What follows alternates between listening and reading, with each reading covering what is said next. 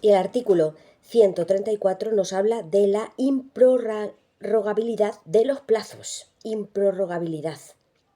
Vale. Los plazos establecidos en esta ley son improrrogables.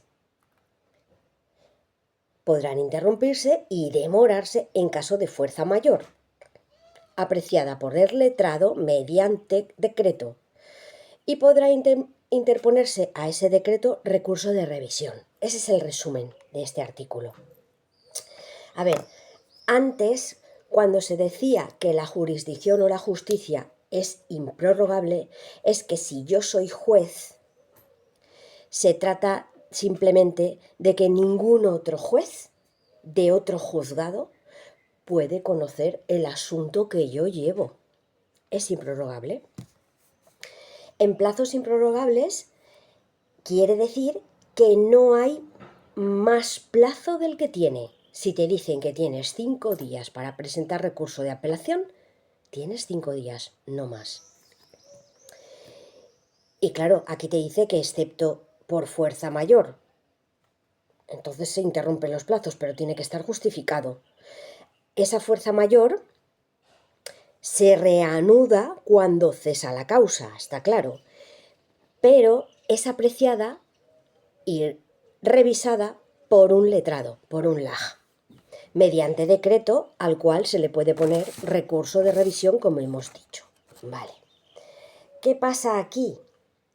Que han añadido en el 2023 un párrafo y te dice que también podrá interrumpirse los plazos y demorarse los términos durante un plazo de 3 días hábiles cuando por los colegios de abogados o procuradores o por las partes personadas se comuniquen causas objetivas de fuerza mayor que afecten a la persona profesional que corresponde a ese abogado o a ese procurador, tales como nacimiento o cuidado de menor, enfermedad grave y accidente con hospitalización, fallecimiento de parientes hasta el 2º grado de consanguinidad o afinidad, o baja laboral certificada por la Seguridad Social o Sistema Sanitario o de previsión social equivalente. O sea que si repercute en uno de esos casos, también lo consideran como una fuerza mayor para que el plazo se demore. Con respecto a lo anterior, se trata también de casos urgentes. La única diferencia es que aquí habla de abogados y procuradores y de que les conceden 3 días. Tal cual. Y el artículo 135 nos habla de la presentación de escritos a efectos del requisito de tiempo de los actos procesales. Y nos dice que cuando la persona es profesional habla de profesional de la justicia, ¿vale? Está obligada a utilizar sistemas telemáticos o electrónicos. Y por ese medio reciben y remiten todos los escritos, ¿vale? Si eres profesional de la justicia, ojo, ya no puedes ir con un papelito a que te pongan el sello. Lo tienes que hacer todo telemáticamente. Si eres un particular que vas a poner, por ejemplo, un monitorio, habíamos dicho que habían determinados procedimientos en los que no hace falta procurador ni abogado. Estaban la iniciación de los monitorios y los juicios verbales hasta 2.000 euros. Vale, pues en esos casos, si eres un particular, tú te vas allí y lo pones, ¿vale? Pero también lo puedes poner electrónicamente, por el simple motivo que no te hace falta a nadie, ni abogado ni procurador, pero solo en esos casos puntuales. Vale, también nos sigue diciendo que se podrán presentar escritos y documentos todos los días del año, durante los 24 horas, los 365 días. Esto ya lo dijimos anteriormente. Ten en cuenta de que si no te quedas sin cobertura, Internet está 365 días al año, las 24 horas. Y el artículo nos sigue diciendo que presentados estos escritos y documentos por medios telemáticos, se emitirá automáticamente un recibo. Claro, es como un justificante que acredita que tú has presentado eso. Y en ese justificante, en ese recibo, pone el número de entrada de registro, la fecha, la hora, todo. El día, todo. Y nos sigue diciendo también que si el día u hora es inhábil cuando tú lo presentas, imagínate que lo presentas un sábado o un domingo, se entenderá efectuada el primer día y hora hábil siguiente, o sea, el lunes. Algo que hay que tener en cuenta es que algunas veces se necesita del original. Imagínate que es una escritura y no tienes copia compulsada, pues te obligan a llevar el original y eso sí, tiene que ser por papel, no puede ser electrónicamente que lo escaneas y ya está. Ahora también hay otra opción en la que a lo mejor lo tienes que llevar en mano, en papel. ¿Cuándo? Pues imagínate que el sistema electrónico, se suele llamar, hay uno que se llama LexNet, que es el que suelen utilizar principalmente creo que los abogados. Vale, pues imagínate que por lo que sea hay unos plazos perentorios que cumplen y se interrumpe el sistema sin previo aviso, o hay una avería o ha surgido cualquier historia. Entonces, ¿qué pasa? Que toman medidas para que a los usuarios les llegue de alguna forma una notificación que sean sabedores de que el sistema se ha interrumpido y no va a funcionar en X tiempo, porque lo van a arreglar o lo que sea, y que los plazos en ese intervalo de tiempo les están a punto de caducar. Vale. Bueno, pues en ese sentido, con indicación expresa se les indica de la prórroga de los plazos de inminente vencimiento. Y en este caso sí que tienen la opción de presentar en la oficina judicial la documentación junto con el justificante ese informándoles de que no pueden trabajar en LexNet o cualquier otro medio electrónico telemático. Eso sí, esta persona se comenta en la ley que lo presenta el primer día hábil siguiente a esa notificación y también por PEN, por un USB. O sea, también en parte de forma telemática, porque, bueno, ahí puede haber problemas de virus y esas cosas. Pero bueno, te dice que lo lleva en el PEN, como si fuese en papel. Otra opción también es cuando la capacidad de lo que vas a enviar es muy grande. Y claro, electrónicamente a lo mejor se te bloquea el ordenador. Entonces tú haces por medio electrónico lo que puedes y lo que no lo pones en un USB, junto con el justificante del pantallazo ese de que has presentado ese documento en ese momento, en ese plazo, y diciendo de que adjuntas a ese documento este otro que tienen que en el juzgado imprimir. Se lo llevas en USB. A ver, cualquier cosa que se deba entregar físicamente, como instrumentos, objetos, efectos, imagínate un libro, unas llaves de un piso que tienes que devolver, cualquier cosa física, quedan depositados y custodiados en el juzgado. A ver, juzgado, TSJ, donde sea, ¿vale? Porque hay varios sitios para esa finalidad. Depende de dónde te toque la demanda o lo que sea. Ahora, en el juzgado hay un archivo de gestión donde se dejan estas cosas. Y también hay un archivo definitivo que son unos macroarchivos, y son macroarchivos porque es donde enviamos todos nuestros expedientes cuando ya ha pasado mucho tiempo, años. ¿Qué pasa? Que no se eliminan, se dejan archivados, por eso es macroarchivo y se llaman archivos definitivos. Está siempre a disposición de las partes. Tú imagínate que hay un juicio que se ha terminado, pasan unos años, me entero yo de que era importante para mí, pero yo ya no puedo hacer nada, excepto consultarlo. Vale.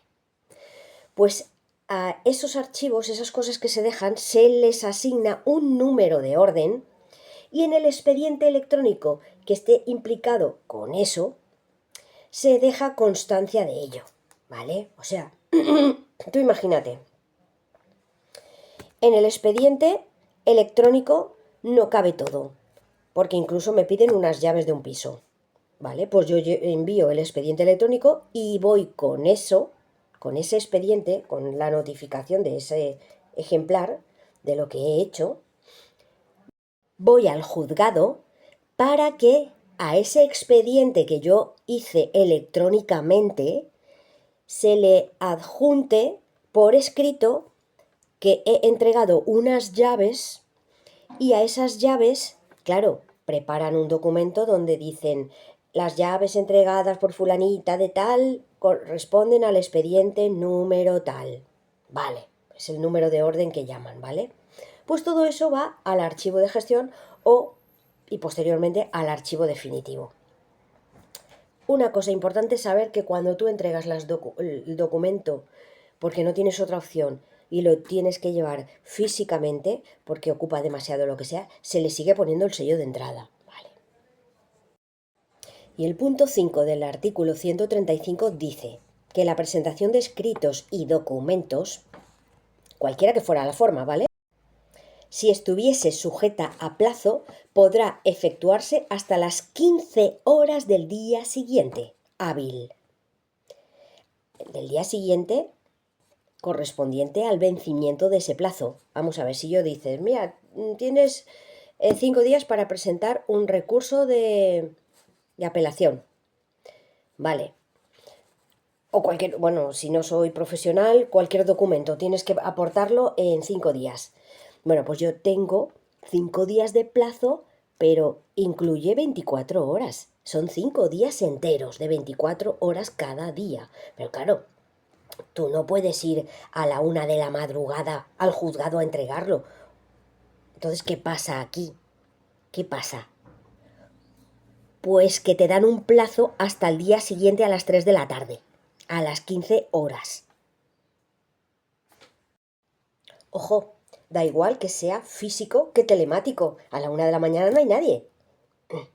Entonces eso es el plazo de gracia que se le llama. Tú lo presentas telemáticamente a las 2 de la mañana, a las 3, a las 4, da igual.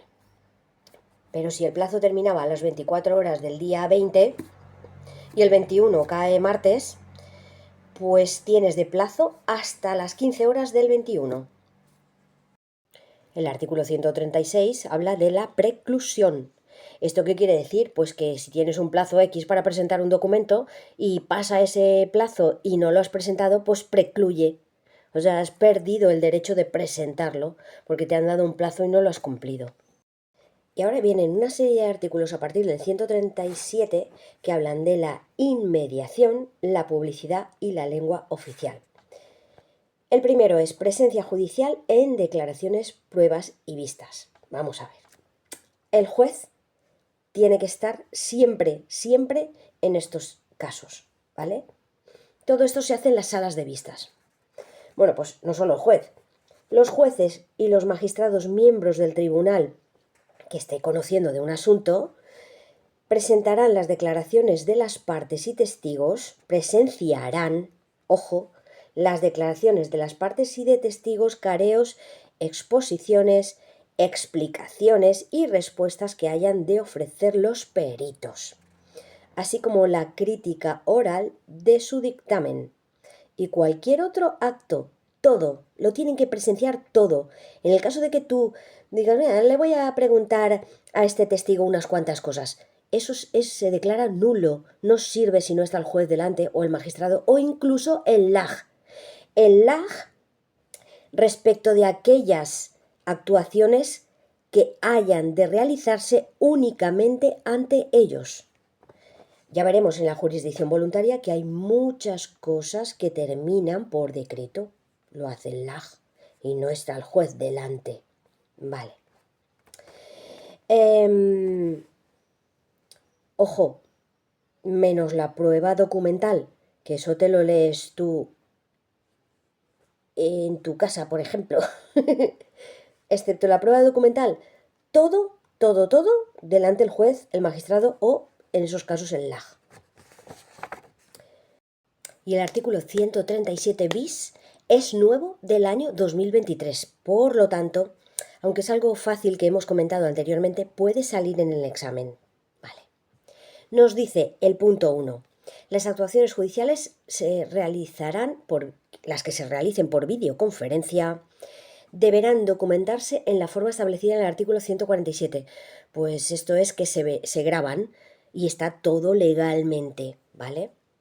El tribunal velará por el cumplimiento del principio de publicidad, acordando las medidas que sean necesarias para que las actuaciones procesales que sean públicas y se celebren por este medio sean accesibles a los ciudadanos. ¿Esto qué quiere decir? Pues que si yo estoy viviendo en un pueblo donde no es el partido judicial donde está el juzgado de primera instancia, puedo perfectamente ir a la oficina del juez de paz, que es un miembro también profesional de la justicia, donde él acredita que soy yo. Además de acreditarlo, estoy en una oficina judicial, quieras que no. Pues así puedo declarar como testigo, como perito, lo que sea que me llamen.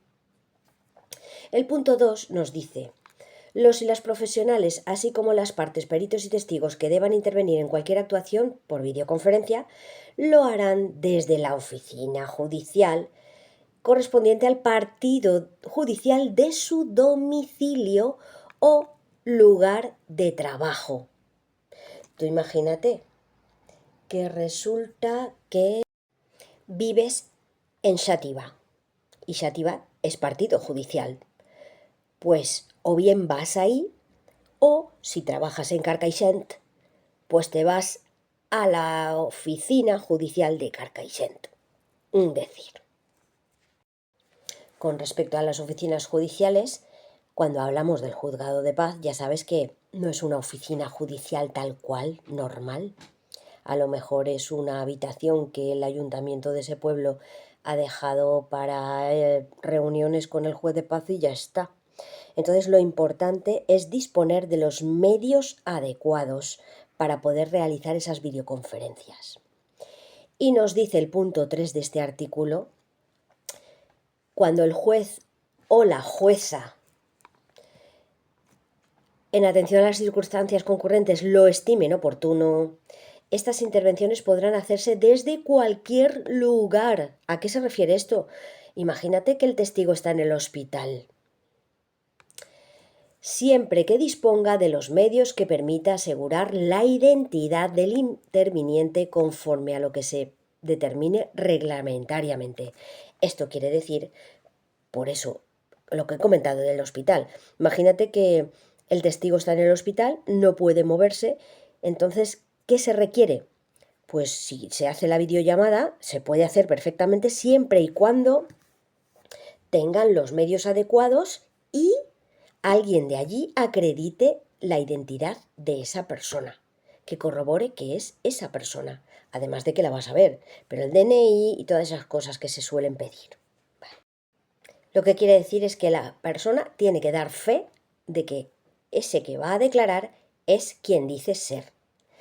Y ahora, cuando se trata de un menor o personas con discapacidad, ahí sí o sí la declaración por videoconferencia solo se podrá hacer desde una oficina judicial. Ahora bien, si el menor o el discapacitado se encuentra recibiendo algún tipo de tratamiento, entonces sí que puede desde allí mismo, siempre y cuando los medios adecuados, que alguien dé fe de que es esa persona, etc. Pero pueden desde donde estén. Y te dice esto el artículo: las víctimas de violencia de género, violencia sexual, trata de seres humanos y víctimas menores de edad o con discapacidad podrán intervenir desde los lugares donde se encuentren, recibiendo oficialmente asistencia, atención, asesoramiento y protección, o desde cualquier otro lugar, si así lo estima oportuno el juez, siempre que dispongan de medios suficientes para asegurar su identidad, lo de dar fe, y las adecuadas condiciones de la intervención conforme a lo que se determine reglamentariamente. Y bueno, si yo soy un testigo y no quiero ir al juzgado, puedo pedir hacer la declaración mediante videoconferencia con tiempo suficiente, en todo caso 10 días antes del evento. Bueno, no hace falta decir que esas actuaciones que se realizan mediante videoconferencia de cara a un juez o magistrado que te tiene que preguntar si eres un testigo, por ejemplo, también es lo mismo, se pueden realizar si el LAG, el letrado, es el que lleva, en este caso, el trámite y es él el que finaliza ese juicio mediante decreto, lo que comentábamos antes de la jurisdicción voluntaria, que ya lo veremos. El artículo 138 habla de la publicidad de las actuaciones orales. Las actuaciones de prueba, las vistas y las comparecencias cuyo objeto sea oír a las partes antes de dictar la resolución se practicarán en audiencia pública. O sea, todos los juicios de normal se practican en audiencia pública, que es la vista que se suele llamar. Ahora, en el punto 2 nos habla de que podrán, no obstante, celebrarse a puerta cerrada cuando sea necesario para la protección del orden público o la seguridad nacional o intereses de los menores o protección de la vida privada, de derechos y libertades, o cuando pudiera perjudicar a los intereses de la justicia. O sea, en esos casos puede a puerta cerrada. En el punto 3 nos dice que antes de acordar la puerta cerrada, el tribunal oirá a las partes y la resolución se adoptará por auto. ¿Por qué por auto? Pues porque de normal no es a puerta cerrada, entonces tienen que fundar ese auto, tienen que dar las suficientes explicaciones del motivo por el cual quieren que sea a puerta cerrada. Ahora, también nos sigue diciendo que contra ese auto no cabe recurso alguno, excepto la protesta, que luego, cuando se dicte la sentencia definitiva, se puede suscitar la cuestión mediante el recurso de apelación. O sea, dices, vale, frente a este auto no cabe recurso, pero protesto, señoría. Y si has protestado, cuando se dicte sentencia, automáticamente puedes, en ese sentido, presentar apelación el día de que termine todo. Y te sigue diciendo que los letrados podrán acordar la misma medida, pero en materias de su exclusiva competencia. Y ellos no pueden poner autos, ponen los decretos, que frente a ese decreto sí que dicen que cabrá recurso de reposición. Acordaros que frente a los decretos de los LAG cabe el recurso de revisión o reposición en función de lo que sea, ¿vale? Pues aquí, si el letrado en su juicio quiere que sea a puerta cerrada y alguien se opone, cabe recurso de reposición frente a ese decreto, ¿vale?